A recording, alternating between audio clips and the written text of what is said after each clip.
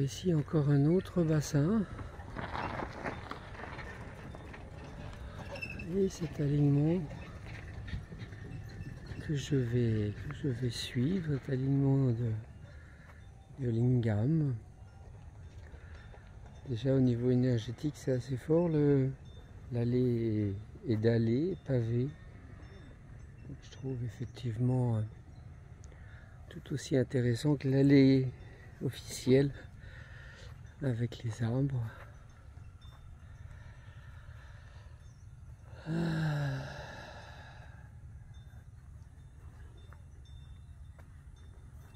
Là j'ai plein d'informations qui circulent dans mes corps énergétiques avec les mémoires, les rituels, les festivités.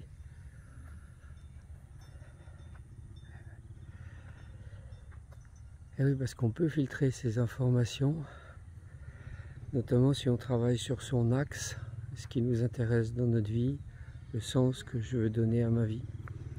Donc il y a tout un travail énergétique qui permet de filtrer les informations, de percevoir les désagréables ou les moins bonnes, et de les laisser à l'extérieur et de laisser rentrer les bonnes informations. Donc je vous quitte pour aller célébrer ma méditation avec ce beau rocher là au bout de l'allée.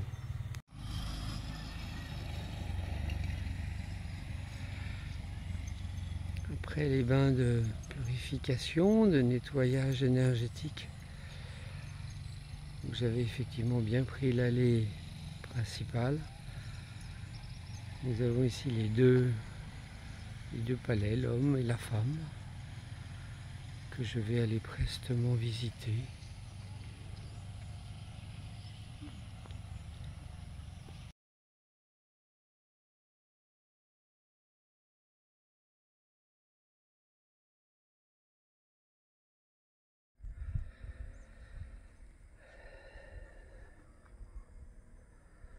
Particulier l'intérieur.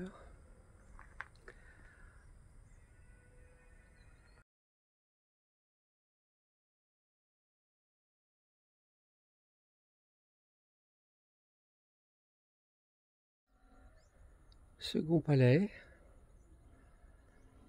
On voit la rénovation avec la toiture en chaume. Peut-être que dessous il y a de la tôle. Je reprends la marche après méditation dans chacun des deux temples, des deux espaces. Même en ruine, je dirais, ils ont de bonnes mémoires. Un arbre remarquable qui pousse le mur ou qui le tient.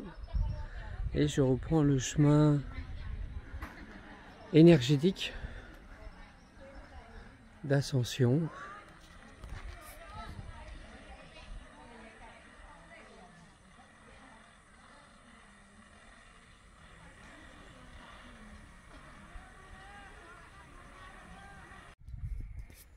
Pavillon de Nandi sur le côté, très large base, et en même temps tout petit intérieur qui semble préservé, précieux, à l'écart.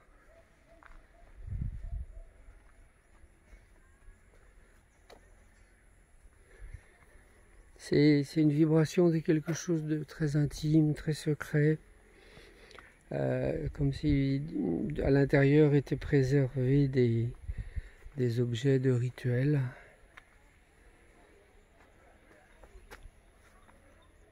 Ah oui, là on voit bien le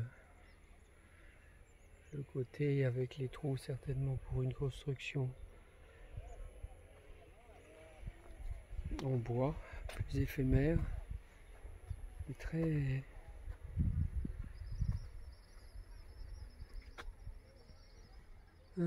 Ah oui, j'aime bien, j'aime beaucoup. C'est comme si ça allait chercher dans les racines des chakras, les mémoires.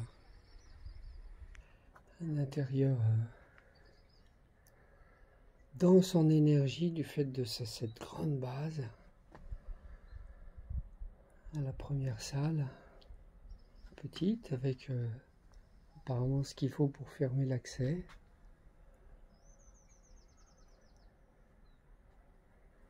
Oui, cette impression de conserver, préserver des choses précieuses,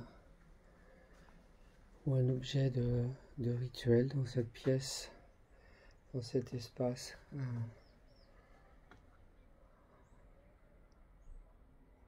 Des statues ou des reliques, ou ouais, c'était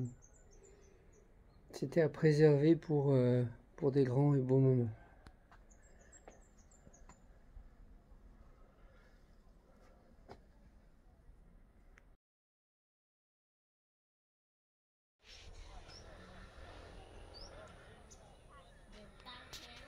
Voilà, me voilà revenu sur le chemin énergétique.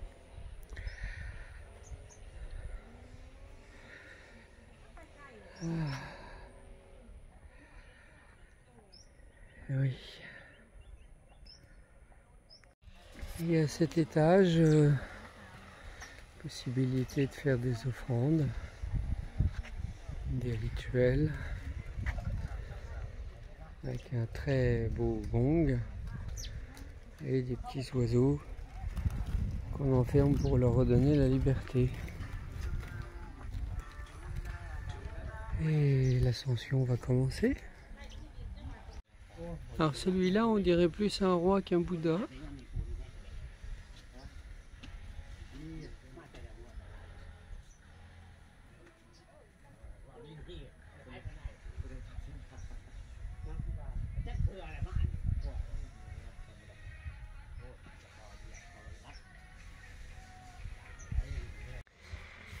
Alors je ne sais pas si c'était un linteau récupéré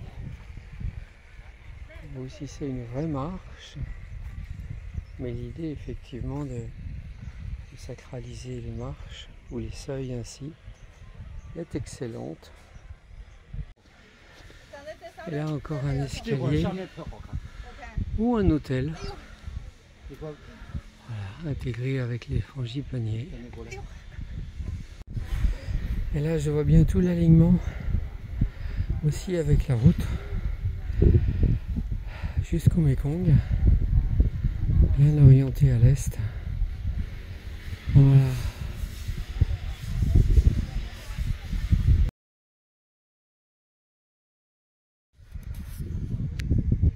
Et ici effectivement un endroit qui pourrait très bien être un endroit de rituel, avec de grandes estrades et ces arbres qui contiennent l'énergie, et qui poussent et qui tiennent les terres et qui les poussent.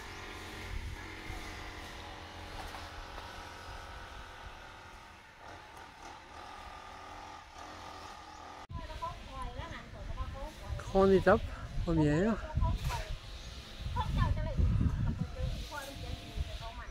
Avec ces deux arbres magnifiques et cet immense rocher que je vais aller honorer et saluer.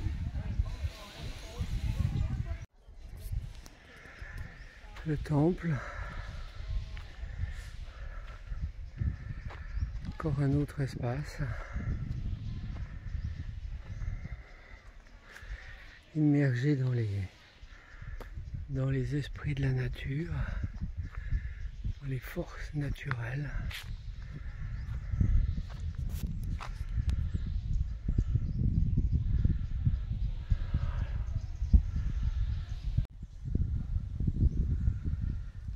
Et donc, les vaches, sacrées peut-être,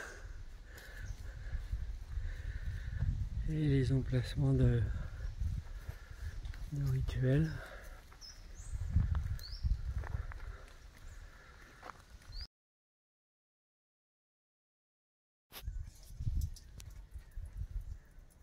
J'entends le goutte à goutte de l'eau dans le rocher, eau qui parcourt ce long morceau de bois ritualisé, sculpté.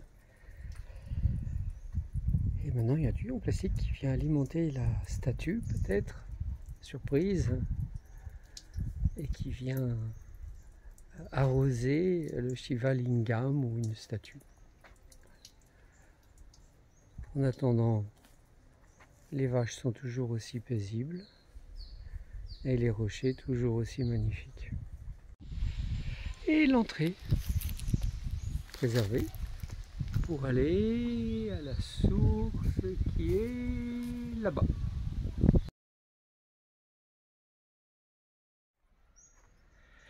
Et voilà Brahma ou Vishnu, plutôt Brahma, la Trinité, Satchitananda, Père, Fils, Saint-Esprit. Et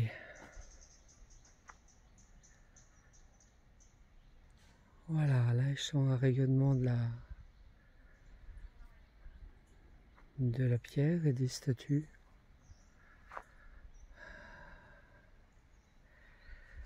Et tout en haut,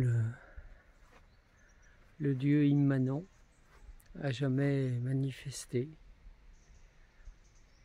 est toujours créateur. C'est lui qui soutient l'univers.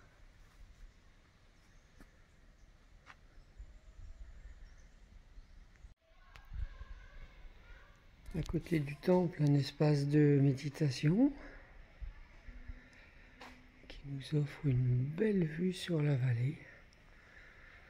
Et là, directement sur le lac,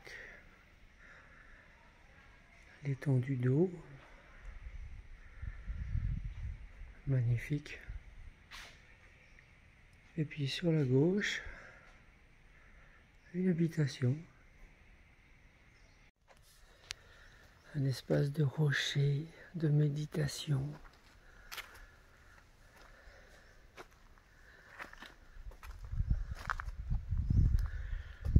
Avec aussi cette vue sublime.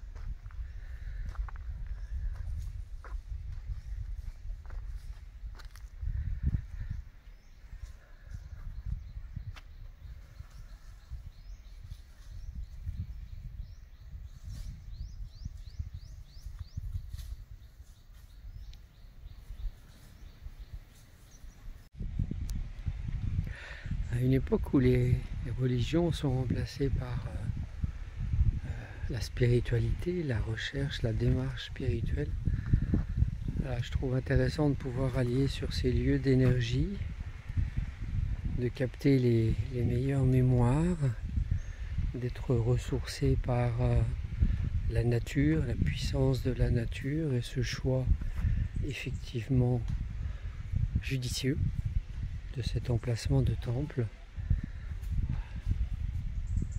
et de pouvoir s'imprégner du meilleur de chaque philosophie, de chaque religion.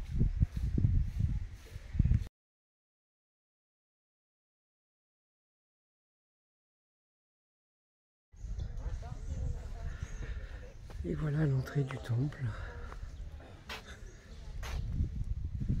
avec des moines bouddhistes qui officient.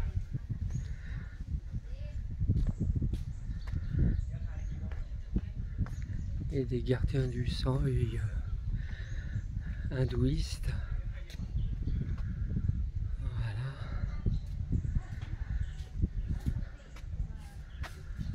Jusqu'à cette déesse qui me fait penser au temple des 64 Yogini dans l'état de l'Orissa.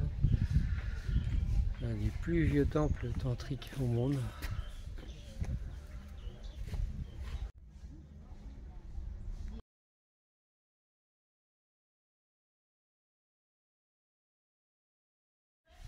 Waouh, changement immédiat d'atmosphère. Hein. Dès que je rentre tout de suite là, c'est waouh. Ah, la densité des pierres rapproche les corps énergétiques.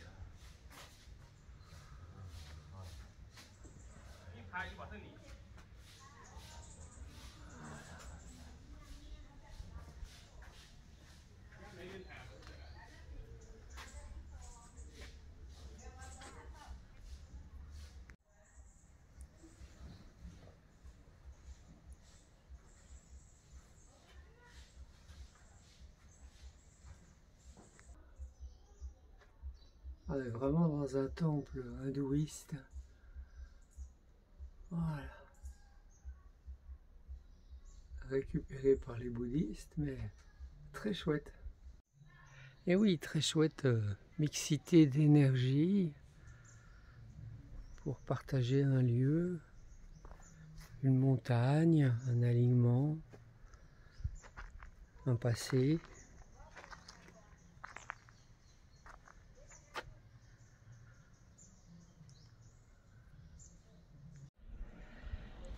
Avec un petit peu de méditation, de temps. Ces deux temples, celui du nord et du sud, me semblent plutôt yang masculin pour le temple du nord et plutôt yin pour le temple du sud, même si leurs structures sont assez similaires. Il y a quelque chose dans l'énergie qui est bien différent.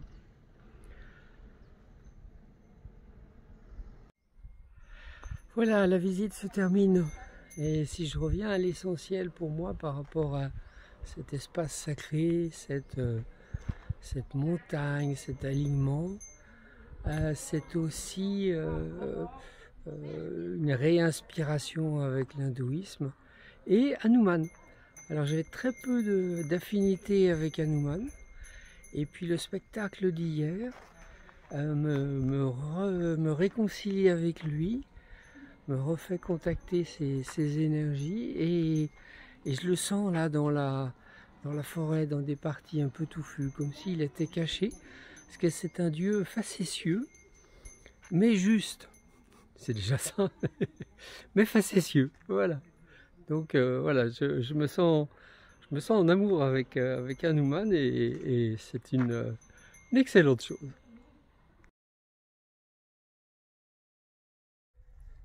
Et là, je suis sur le chemin du retour. Je préférais rester sur le chemin initiatique que sur le chemin touristique avec les arbres qui font de l'ombre. Et ce que je sens de pertinent, c'est que mon niveau vibratoire descend. Voilà, il y avait une émulation, un pétillement particulier dans ce lieu. Et puis ça montait au fur et à mesure où j'étais jusqu'en haut, à l'endroit où l'eau coule de la montagne, du rocher. Et puis le temple aussi, tout en haut. Et puis là, je sens que ça redescend doucement. Ça se calme un peu. Et je vais avoir le temps, et peut-être pour vous aussi, de découvrir, en tous les cas pour moi, d'intégrer les énergies. Voilà, et peut-être pour vous de les capter. C'est une des raisons pour lesquelles je partage mes ressentis. Et c'est une des joies de ces vidéos, de partager ces expériences. Et donc effectivement, le chemin initiatique passe par la réserve d'eau. Et tout au loin, je devine, et j'ai déjà vu, l'alignement de la route par laquelle je suis venu à vélo.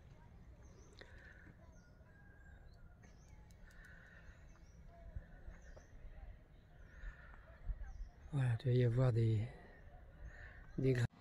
Et donc la montagne s'appelait à l'origine Linga Parvata en sanskrit.